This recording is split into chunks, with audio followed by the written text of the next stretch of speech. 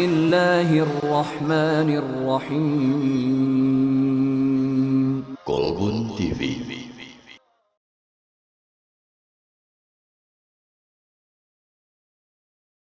Bismillahirrahmanirrahim.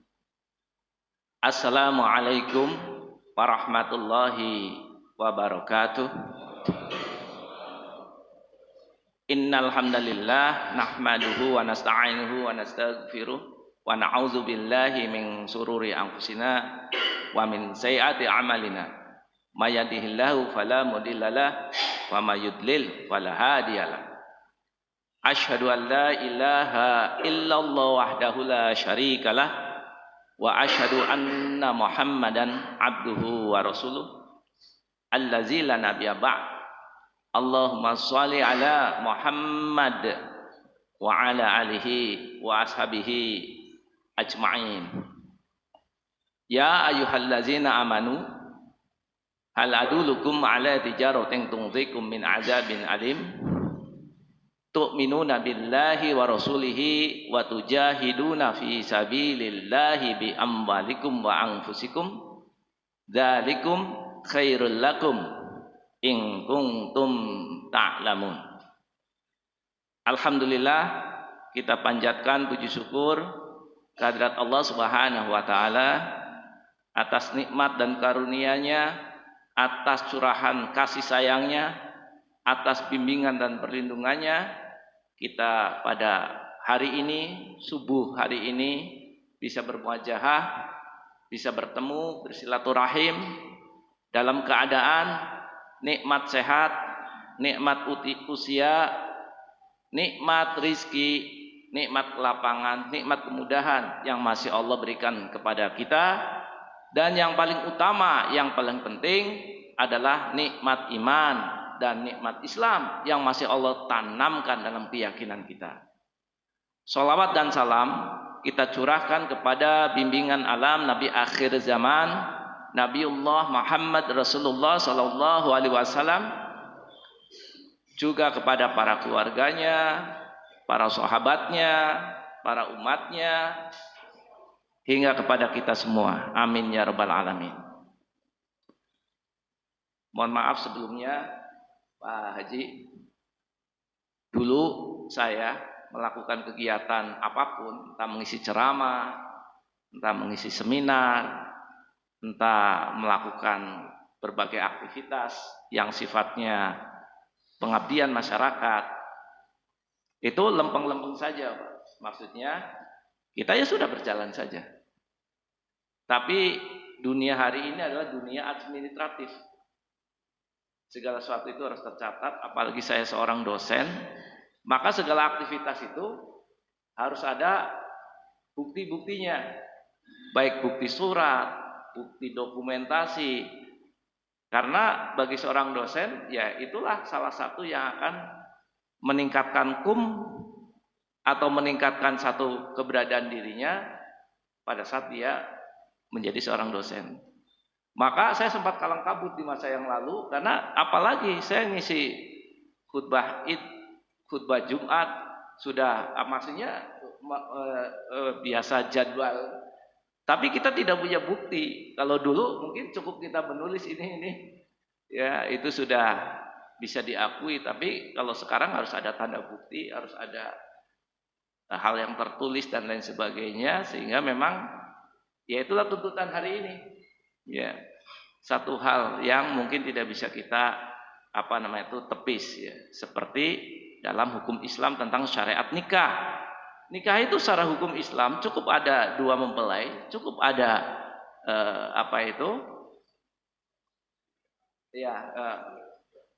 wali, ada saksi, ya dua orang saksi, sebenarnya sudah selesai, sah sudah, ya. Tapi hari ini kalau kita melakukan pernikahan seperti itu tidak tercatat di KUA, itu bisa menjadi fitnah, bisa menjadi masalah, bisa menjadi berbagai hal. Dan itulah fenomena hari ini, sehingga segalanya harus tercatat. Walaupun itu merupakan satu tradisi Islam, ya, apalagi dalam transaksi muamalah, ya, yang sifatnya hutang, maka itu wajib tercatat. Karena memang perintahnya begitu, faktubuhu, maka catatlah, maka administrasikanlah, maka arsipkanlah. Jadi mengarsipkan, mencatat itu bagian dari ketentuan syariat Islam, apalagi dalam konteks muamalah yang sifatnya itu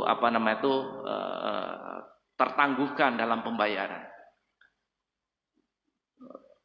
Beberapa kasus masjid wakaf juga seperti itu. Karena dulu itu kita saling percaya dan memang itulah yang paling utama. Sehingga begitu menyerahkan, selesai, ya mungkin setahun 2 tahun gak jadi masalah Pak Haji ya.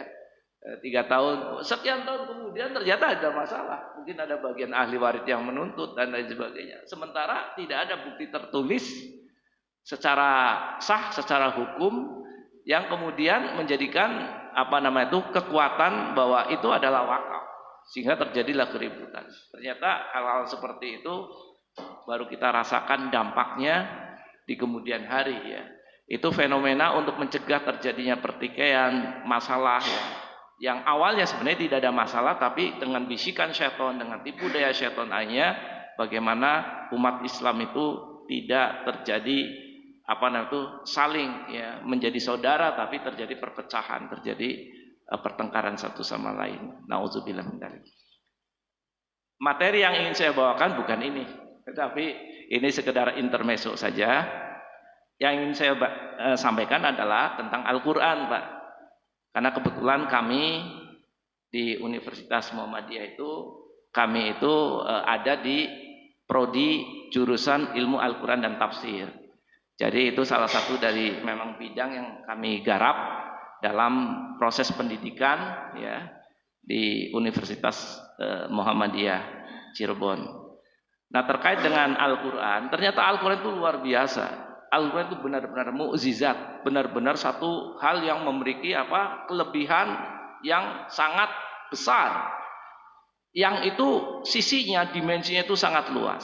Sehingga Al-Quran itu mampu menyelesaikan berbagai hal, mampu mengungkap berbagai hal, mampu menjelaskan berbagai hal, apapun itu. Ya.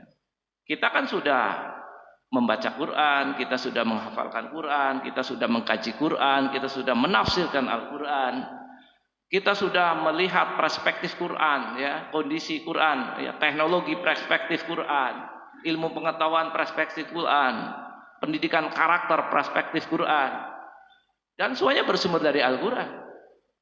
Dan tidak ada bagian dari hidup kita yang tidak termaktub di dalam Al-Quran, baik secara nyata maupun secara implisit.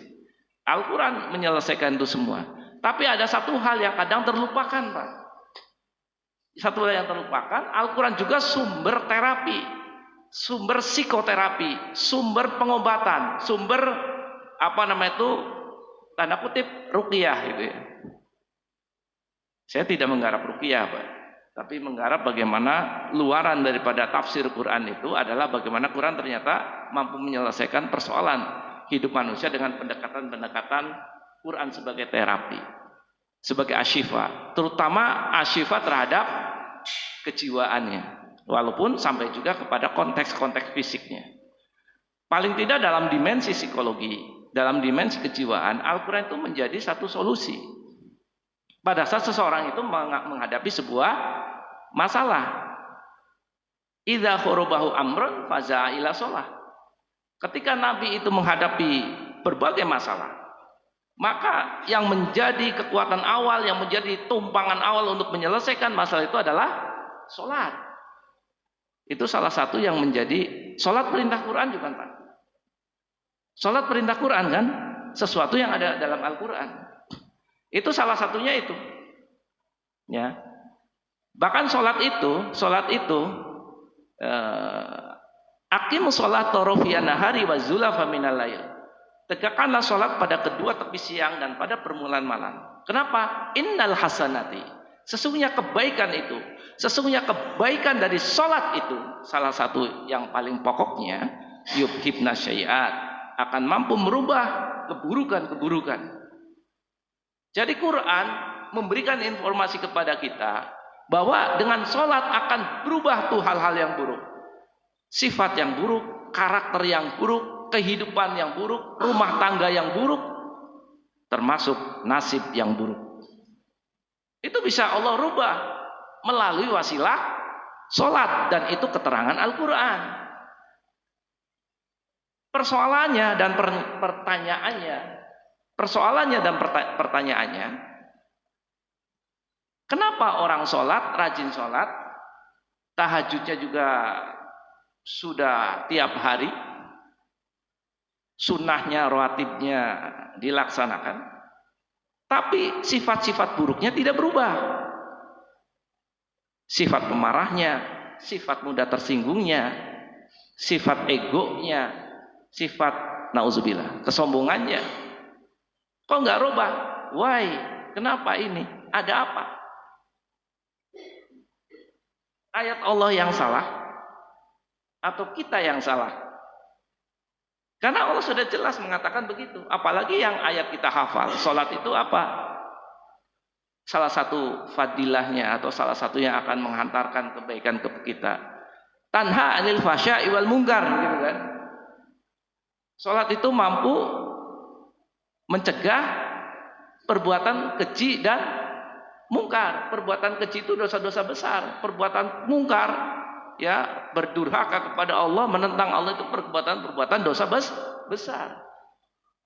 Dengan sholat, dosa besar tadi, ya, bisa tersingkir, bisa hilang. Apalagi dosa-dosa kecil, begitu logikanya. Dosa besar saja sudah tersingkirkan, apalagi dosa kecil. Itu kata Allah dalam Al-Quran. Tapi selama ini kita menjadikan sholat ini kan hanya sekedar seremoni, hanya sekedar kewajiban, hanya sekedar memenuhi syarat syar'i, ya, sehingga kita sudah bagus sebenarnya bagaimana kita sholat dengan benar, bagaimana kaifiat yang benar, bagaimana kan bacaan yang benar, begitu kan? Itu sudah bagus.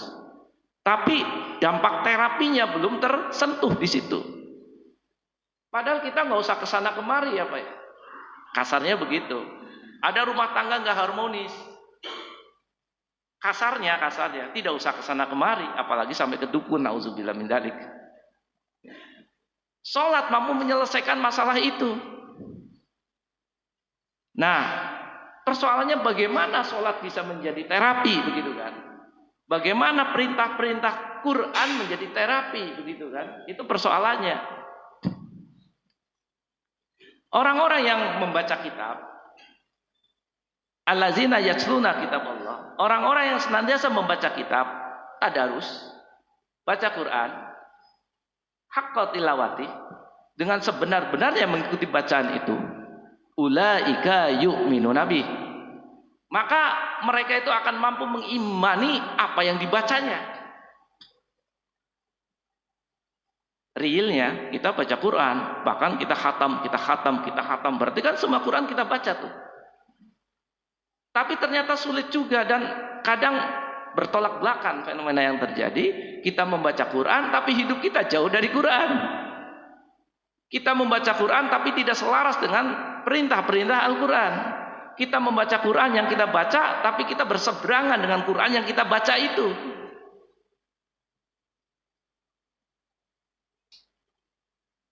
Mungkin bagi ahli masjid insya Allah tidak, ya Bapak Ibu, ya, mudah-mudahan insya Allah gitu, ya, ada bimbingan dan hidayah Allah. Orang baca Quran ternyata tidak menjamin karakternya, hidupnya itu adalah Al-Quran. Rumah tangganya ditata dengan Quran.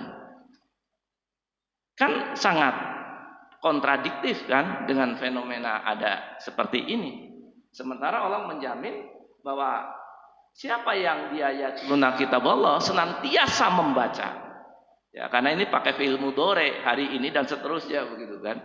Ya, siapa yang senantiasa membaca Al-Quran, maka mereka itu akan mengimani apa yang dibacanya. Nah, ini satu real perintah Allah, dan Allah tidak mungkin memungkiri janjinya. Tidak Allah mungkin bergeser dari ketetapannya. Sudah pasti itu akan terjadi. Sehingga pada saat seseorang itu punya masalah sesuatu tentang karakternya, tentang masalahnya atau apa saja, carilah kita ayat yang terkait dengan itu, kemudian dibaca berulang-ulang, itu mudah-mudahan akan menyelesaikan persoalan atau fenomena yang terjadi yang menjadi masalah dalam kehidupan orang tersebut. Dan ini satu hal yang mungkin penting bagi kita selain Quran dalam sisi yang lain. Quran dalam sisi dihafalkan, dalam sisi dibaca, dalam sisi dikaji, dalam sisi ditafsirkan, dalam sisi dijadikan penelitian terkait dengan ilmu pengetahuan dan lain sebagainya. Ada sisi yang lain bagaimana Quran ini menjadi sebuah terapi. Bagaimana Qurannya menjadi terapi, bagaimana perintahnya pun menjadi terapi. Itu salah satu yang perlu kita ini. Orang membaca Quran, tapi kadang melalaikan apa yang menjadi ketentuan-ketentuan Al-Quran. Alhaakumut takatsur hatta zurtumul maqabir. Salah satu ayat begitu ya. Ya, bismillahirrahmanirrahim. Alhaakum, telah melalaikan kalian at-takatsur, sesuatu yang banyak. Alhaakumut takatsur, sesuatu yang banyak telah melalaikan kalian. Apa sesuatu yang banyak? Harta yang banyak, kekayaan yang banyak, termasuk kesibukan yang banyak, proyek yang banyak, aktivitas yang banyak, belajar yang banyak. Padahal itu positif kan belajar itu. Tapi alhaakum, telah melalaikan kalian. Dengan kita banyak proyek, ya, sholat ketinggalan, gitu kan. Dengan kita banyak belajar, rajin belajar, ya, taklim tidak sempat terikuti, begitu kan? Dengan kita berbagai kegiatan aktivitas, ternyata ibadah taqarrub itu tergeserkan, tergantikan. Dengan kita nonton bola di tengah malam, tahajud goodbye, begitu kan?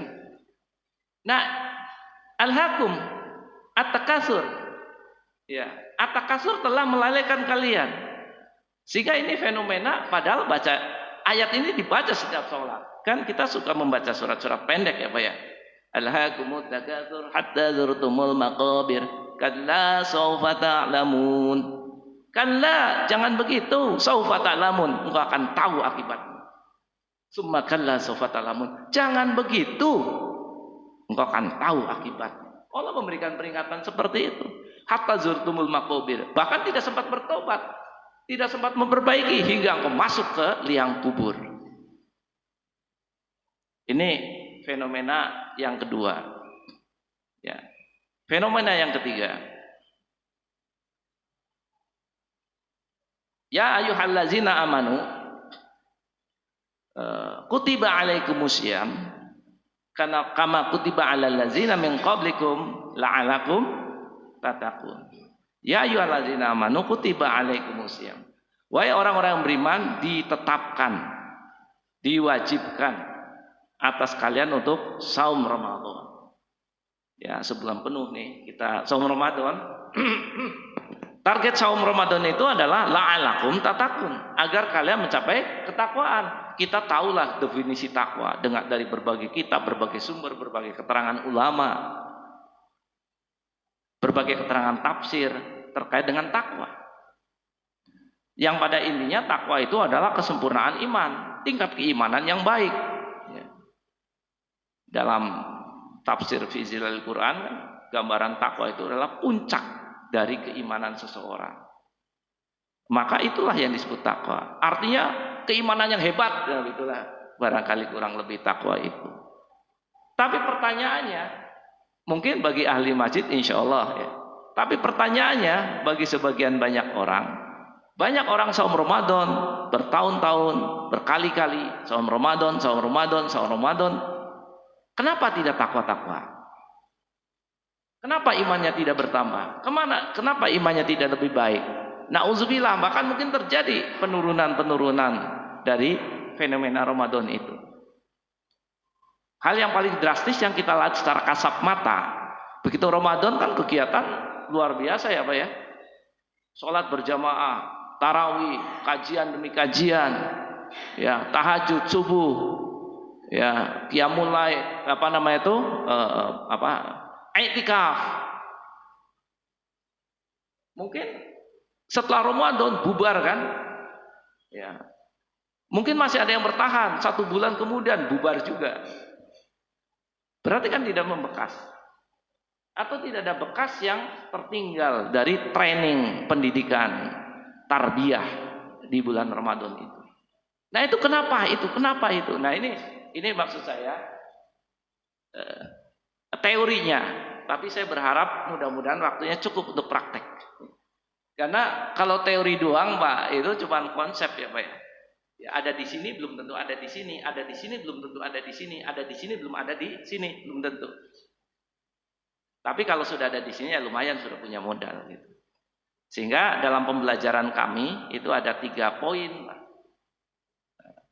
Yang pertama adalah Jiping. Tahu Pak Haji Jiping? Pak Haji Asep tahu Jiping? Ya orang-orang Sunda biasanya tahu tuh Jiping tuh. Jiping itu ngaji kuping. Ya Bu ya. Jiping, ngaji kuping. Ya, saya di Bandung itu sudah terbiasa dengan istilah jiping, ngaji kuping. Jadi hari ini saya sedang menerangkan sesuatu, ini jiping Pak. Bapak mungkin di sini ada kajian tafsir nggak? Ada kajian hadis, fikih, nah itu jiping. Ada khutbah-khutbah, itu jiping. Ceramah, tablik, itu jiping. Termasuk dosen, guru pada saat menerangkan di depan kelas, itu namanya jiping, ngaji kuping. Jiping itu tidak cukup. Tapi jiping adalah kebutuhan yang mendasar seseorang untuk wala taqfu ma laisa laka bihi ilmu. Jangan kamu melakukan sesuatu tanpa ilmu. Berarti bekal ilmu itu menjadi landasan utama. Dan itu sangat diperlukan jiping itu. Karena bagian dari landasan keilmuan untuk kita melangkah, agar kita melangkah tidak dengan taklid asal-asalan, tapi ada rujukannya, ada sumber hukumnya, ada yang menjadi pertanggungjawabannya. Itu jiping. Maka jiping itu tidak cukup, harus kita lanjutkan kepada program yang namanya jihan. Jihan tahu Pak Asep? Jihan tahu? Artis tuh itu namanya jihan siapa? Tapi bukan itu maksud saya. Jihan itu ngaji berbentuk latihan Pak. Jadi 20% teori, 80% praktek, kurang lebih begitulah. Kalau di sekolah barangkali ada pelajaran biologi kan? Guru menerangkan pelajaran biologi di kelas, itu namanya jiping. Begitu murid dibawa ke laboratorium untuk praktek tentang bagaimana keberadaan ilmu biologi itu, meneliti katak, meneliti ini, itu namanya jihan. Ngaji berbentuk latihan. Jadi wujudnya sudah semi praktek kan. Sudah apa yang diteorikan itu dibuktikan dalam laboratorium, dalam praktek-praktek di laboratorium. Maka tidak sekedar teori. Saya dulu waktu pelajaran-pelajaran yang sifatnya teori, ada yang bisa dipahami, ada yang tidak bisa dipahami. Tapi begitu diajak ke laboratorium, kemudian dipraktekkan, baru oh iya ini maksudnya. Banyak hal yang kemudian kita bisa pelajari dan mempertegas, memperkuat penjelasan dari teori itu pada saat kita praktek, latihan praktek.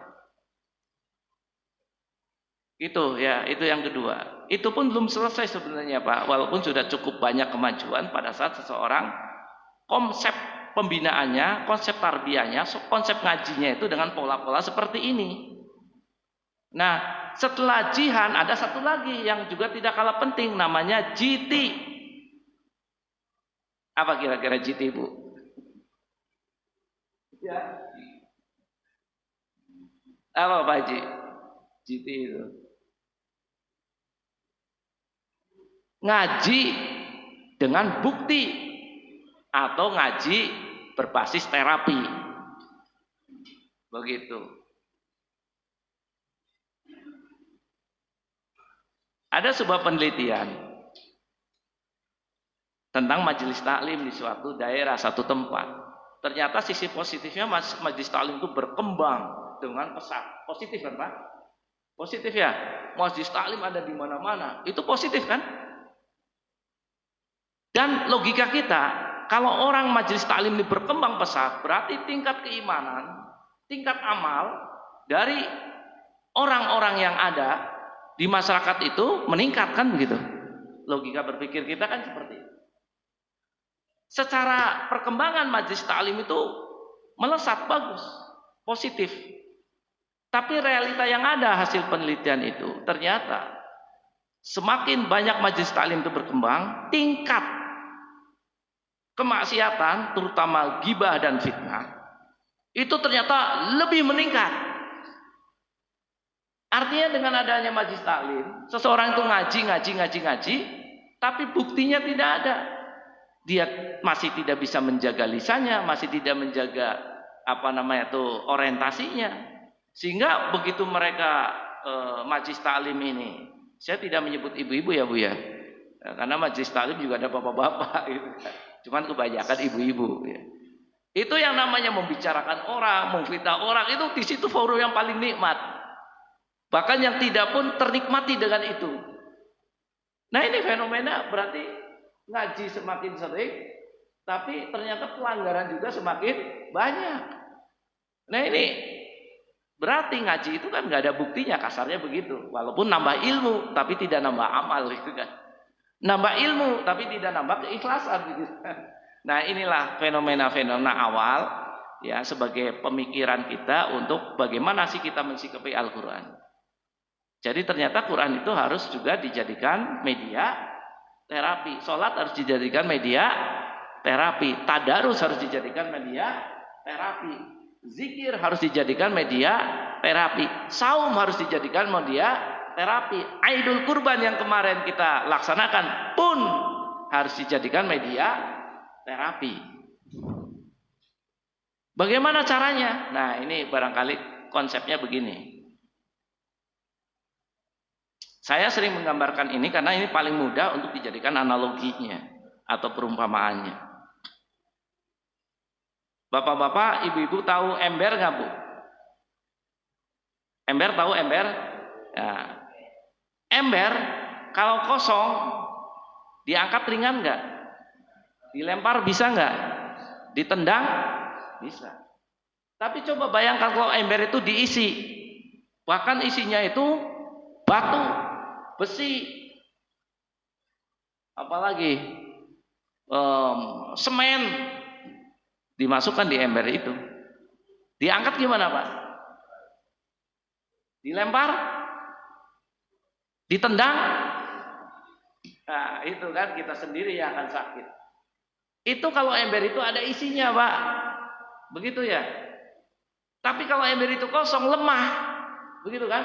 Begitu ember ada isinya, kuat dia. Nah, makanya demikian juga dengan amalia-amalia yang Allah perintahkan atau yang Rasul contohkan. Itu tidak cukup dengan kaifiatnya, tidak cukup dengan zahirnya, tidak cukup dengan mekanisme ritualnya. Tapi harus berisi gitu kan. Contoh sholat. Sholat itu ada 3 bagian besar yang akan bisa merubah keberadaan seseorang, yaitu takbirnya. Setiap sholat diiringi takbirnya, kecuali i'tidal barangkali. Ya, sama yang terakhir salam. Ya, takbirnya. Yang kedua, gerakannya jangan salah. Gerakan sholat itu bukan gerakan iseng, bukan gerakan asal-asalan. Ada muatan di situ, ada ruhnya di situ. Kadang kita gerakan juga nggak ada ruhnya gitu kan, kosong. Takbir kosong, bacaan kosong. Nah, kalau kosong begini bagaimana akan menjadi kekuatan? Seperti ember tadi. Akhirnya mudah digoyang-goyang, mudah dilempar-lempar, mudah ditendang-tendang. Kita tidak bisa istiqomah di jalan Allah.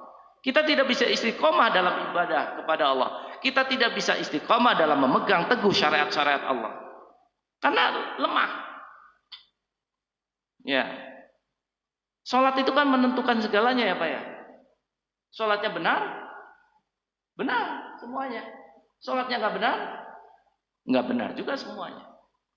Karena sholat itu adalah miniatur kehidupan umat Islam. Jadi miniatur peta hidup umat Islam itu ada di dalam sholat. Takbir, Allahu Akbar, Allahu Akbar. Ruku, sami Allahu liman hamidah. Sujud, Allahu Akbar. Pertanyaannya, hadirkah arti makna takbir dalam pikiran dan hati kita? Atau kosong? Kalau kosong, lemahlah kita. Sholatnya tidak berisi, takbirnya tidak berisi. Seperti pergelet, keller. Keller itu bahasa Sunda ya. Keller, bukan killer.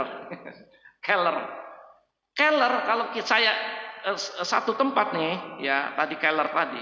Kalau saya isi penuh yang namanya pasir hingga kemudian penuh ya, full. Kira-kira saya mau masukin batu, masukin kerikil bisa nggak? Nggak bisa karena sudah terisi penuh. Tapi kalau itu setengah, kemudian saya isi pasir, saya isi batu, masih bisa nggak? Masih bisa. Apalagi kalau keller itu kosong. Saya bisa isi apapun di situ. Itulah. Jadi pada saat kita sholat takbirnya kosong, apapun masuk Pak.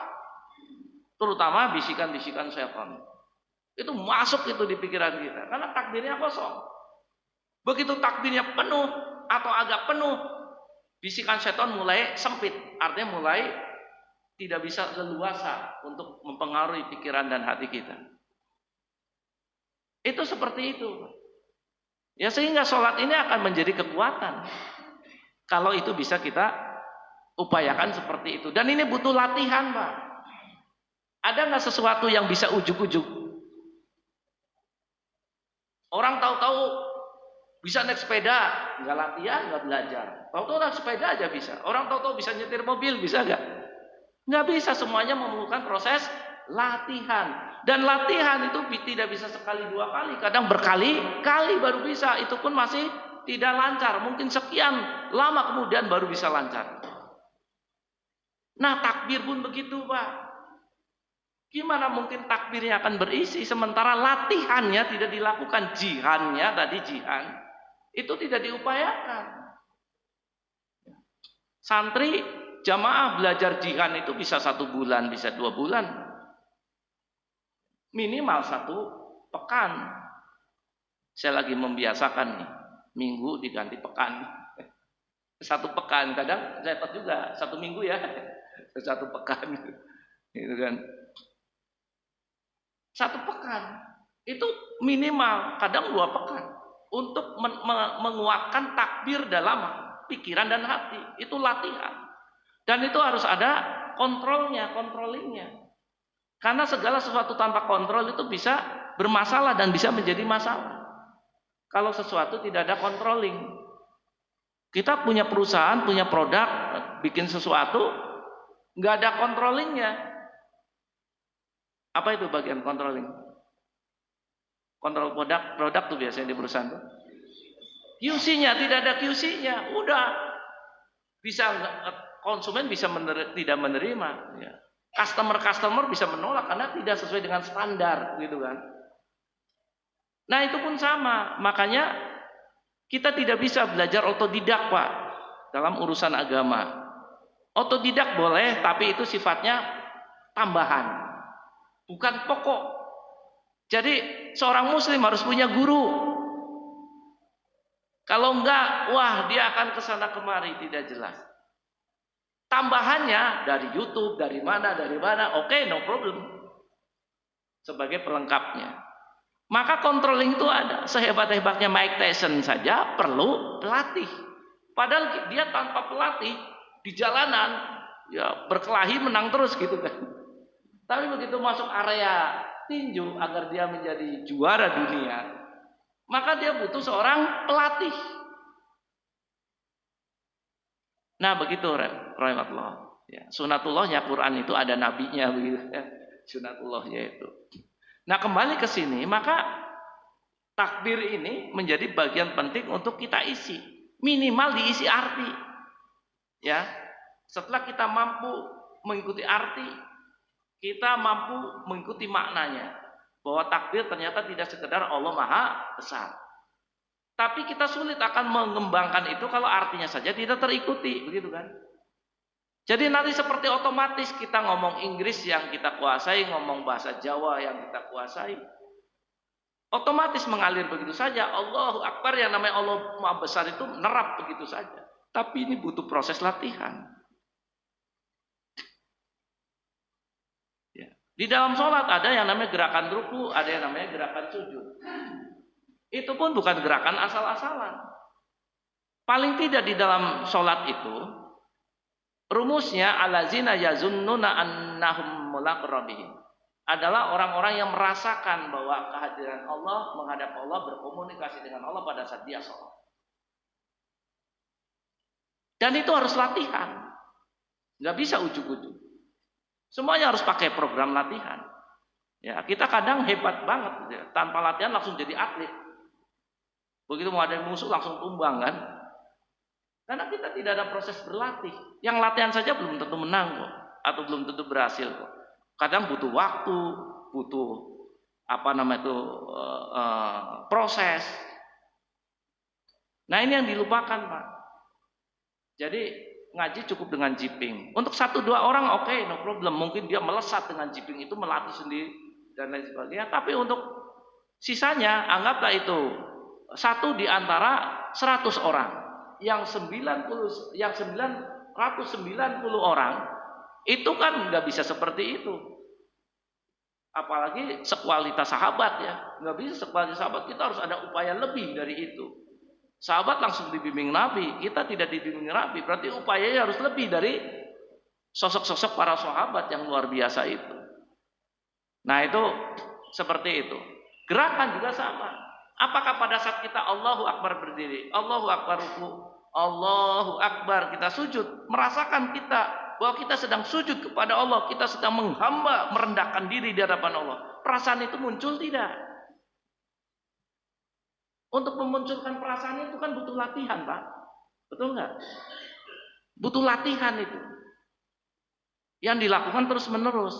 Makanya kita bikin program itu, kita bikin pula controlling muhasabahnya, supaya kita mengetahui perkembangan sejauh mana kemampuan penguasaan takbir, kemampuan penguasaan gerakan, termasuk bagaimana kemampuan penguasaan bacaan.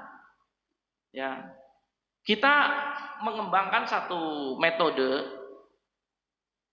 cara cepat, mudah dan praktis untuk menerjemahkan Al-Quran. Tapi tidak hanya Al-Quran, hadis juga insya Allah. Termasuk doa-doa ya, dan lain sebagainya. Itu metode ini kita kembangkan.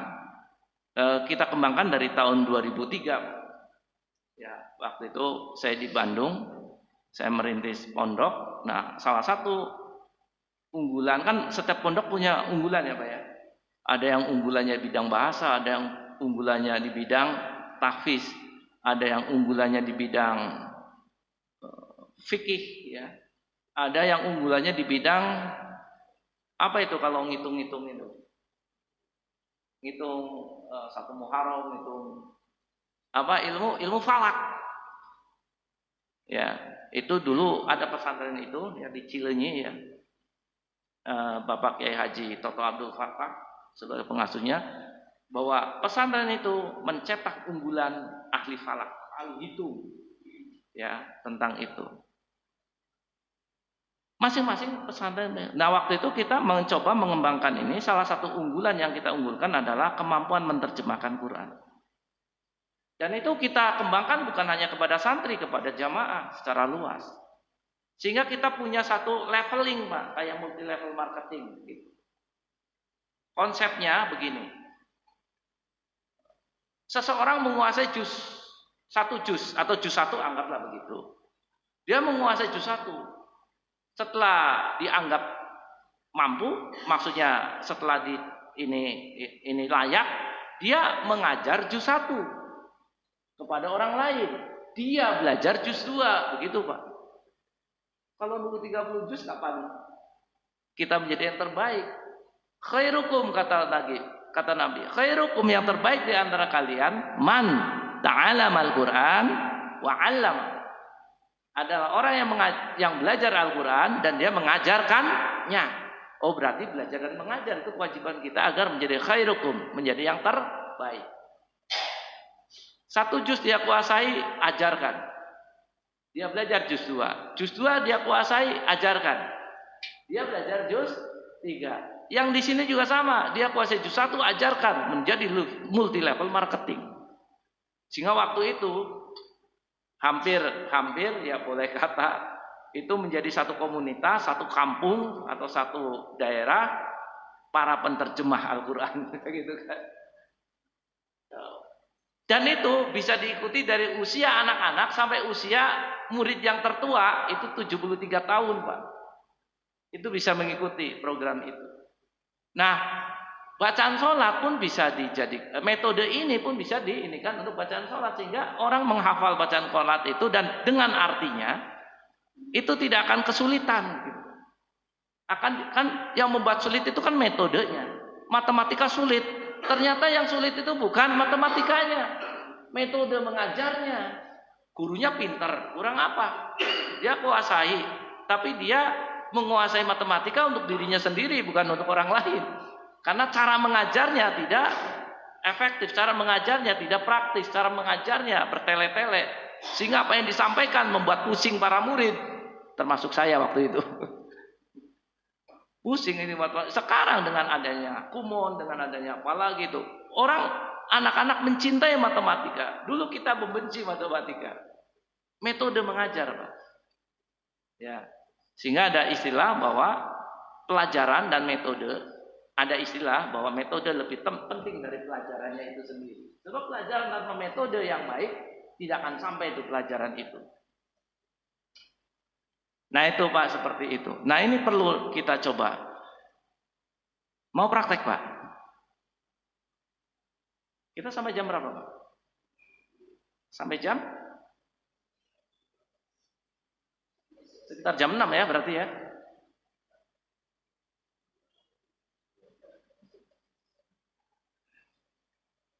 Biasanya syuruk itu kita identifikasi sekitar jam 6. Nah, jadi kita coba, ini teorinya dulu ya, karena kalau teorinya tidak dipahami nanti bisa gagal paham, ya, gagal penterjemahan malah bisa jadi fitnah begitu kan kalau tidak secara utuh memahami. Demikian juga Al-Quran, Pak, Ibu, Al-Quran. Quran itu kalau kita melihat apa yang menjadi petunjuk-petunjuk Al-Quran, salah satu ayatnya idza tutla alaihim ayatur rahman kharu sujadan wa bukiya. Ketika dibacakan ayat-ayat Allah yang Maha Pemurah, kharu, mereka tersungkur, sujadan, mereka sujud, wa bukiya, dan mereka menangis. Kenapa mereka menangis? Karena langgamnya, karena iramanya, bisa jadi. Tapi yang diharapkan oleh Allah, menangis karena dia meresapi apa yang ada di dalam artinya, kandungannya. Sehingga Al-Fatihah membuat dia bergelinang air mata. Al-Zalzalah membuat dia ketakutan yang luar biasa tentang dahsyatnya Yaumil Qiyamah. Itu reaksi hati dengan bacaan itu mampu bisa terjadi di dalam dirinya. Kenapa? Karena memahami. Coba kita baca tulisan itu dari Jepang dan kita tidak tahu bahasa Jepang, bisa nggak ada ekspresi jiwa kita? Tidak terjadi reaksi apapun kan? Mesti menangis, mesti ketawa, atau mesti apa? Tidak ada reaksi. Tapi coba tulisannya bahasa Indonesia yang kita tahu atau bahasa Cirebon. Begitu tulisannya itu bercerita tentang kesedihan, kita ikut sedih. Begitu tulisannya bercerita tentang suatu kesuksesan, kita ikut bahagia. Begitu tulisannya sesuatu yang menakutkan, kita ikut tegang, kan begitu. Inilah ya. Maka Quran kalau dibikin begini, sholat kalau dibikin begini, zikir juga sama kan. Orang yang berzikir ya, kalau di dalam surat Al-Anfal ya, Orang yang zikirallah, yang dia menzikir tentang Allah, yang dia menyebut asma Allah, allazina yang zikirallah, itu wajilat qulubuhum. Maka akan ada sentuhan di dalam hati. Nah, sekarang bagaimana kita tersentuh kalau kita tidak memahami artinya? Ada sebuah di dalam sholat ibadah bukan, Pak? Ya, baca Quran ibadah. Nah, apa syarat ibadah? Liya'budullah mukhlishina lahudin. Mengabdilah kepada Allah dengan ikhlas, dengan kepasrahan diri yang luar biasa. Sebelum kita praktek sholat, coba kita praktek yang satu ini. Praktek keikhlasan, praktek kepasrahan kepada Allah. Dan itu menjadi media kita pada saat tadarus, media kita pada sholat, bahkan media pada saat kita beramal, kan? Ya, amal tanpa keikhlasan berat, Pak. Kita ngangkat kertas itu berat kalau nggak ikhlas, betul nggak? Padahal kertas itu ringan. Kita ngangkat meja ini akan senang-senang saja kalau kita ikhlas. Padahal meja ini berat. Nah, sekarang begini, kita coba ya, Bapak Ibu, ya, ada nggak yang dirasakan hari ini? Ataukah pusing? Ataukah pegel-pegel? Ataukah apa? Ada? Ada, Pak? Ada. Ada yang pusing, ada? Ada yang pegel-pegel? Ya. Baik. Apa kunci ikhlas, Pak? Kunci ikhlas itu adalah pasrah kepada Allah. Kan begitu kan? Coba kita latihan pasrah. Yang tadi merasakan pegel-pegel dan lain sebagainya, coba sekarang kita duduk. Silakan Bapak-bapak duduk santai, ya. Nah, ini untuk membantu di luar sholat nggak apa-apa, kecuali dalam sholat ya Pak ya. Dalam sholat makruh kan menutup mata kan, ya. Tapi di luar sholat nggak apa-apa. Ini kan namanya latihan. Coba pejamkan matanya, pejamkan matanya. Ya, ikuti instruksi ini. Pejamkan matanya. Ya. Paling tidak kita coba dengan mengawali ta'awudz dan basmalah. Coba Pak, a'udzubillahi minasyaitonirrajim. Bismillahirrahmanirrahim. Coba kita rasakan, kita akui apa yang sedang kita derita. Kalau yang pusing, akui keberadaannya. Yang sedang pusing, yang pegel-pegel atau yang lainnya, akui bahwa kita sedang mengalami ujian ini. Ya. Coba munculkan apa yang menjadi derita kita atau yang menjadi sesuatu yang tidak nyaman dalam diri kita. Sudah? Nah, sekarang hati kita, Pak, hati kita ya, Bapak-bapak, Ibu-ibu, ya, tetap terpejam matanya sampai nanti saya katakan selesai. Pasrahkan kepada Allah, kita pasrah, kita pasrah kepada Allah. Pasrahkan apapun termasuk yang kita derita tadi, kita pasrahkan kepada Allah. Bisa Pak ya, Bu ya? Sok kita lakukan dalam beberapa menit saja, nggak usah lama-lama. Baik, kita mulai ya. 1, 2, 3, pasrah kepada Allah. Pasrahkan. Di pikiran hati kita hanya pasrah, dan pasrah kepada Allah. Ya, silakan lakukan.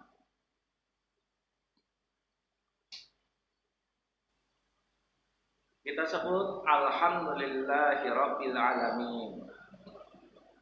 Ya, dibuka matanya Pak, Bu. Saya bertanya, apa yang tadi dirasakan? Apakah hilang, ataukah menurun, atau apa? Atau minimalnya secara perasaan kita lebih enak atau enggak? Lebih nyaman tidak? Ibu-ibu, ada enggak yang bisa dirasakan Bu? Yang tadinya gelisah, yang tadinya lagi bergejolak. Nah, sholat kita harus seperti itu, Pak. Dan sholat kita lakukan sehari minimal 5 kali. Apa tidak menjadi terapi itu? Ya, Pak ya. Sholat kita adalah pasrah, Allahu Akbar. Kepasrahan yang sepenuhnya kepada Allah.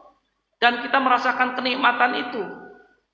Apalagi tadi yazunnuna annahum mulaqur rabbihim. Kita merasakan bermuajahan, bertemu dengan Allah pada saat kita sholat. Karena sholat itu as-sholatu mi'rajul mu'minin. Sholat adalah mi'rajnya seorang mukmin. Bisa saja dia fisiknya di Cirebon, tapi jiwanya menembus langit mi'raj bertemu dengan Allah. Kan seperti itu pada saat kita sholat. Kenikmatan tertinggi adalah surga. Tapi ada kenikmatan yang jauh lebih tinggi dari surga. Apa itu? Saat seorang hamba bertemu dengan Robnya. Dan pada saat sholat, kita bertemu dengan Rob.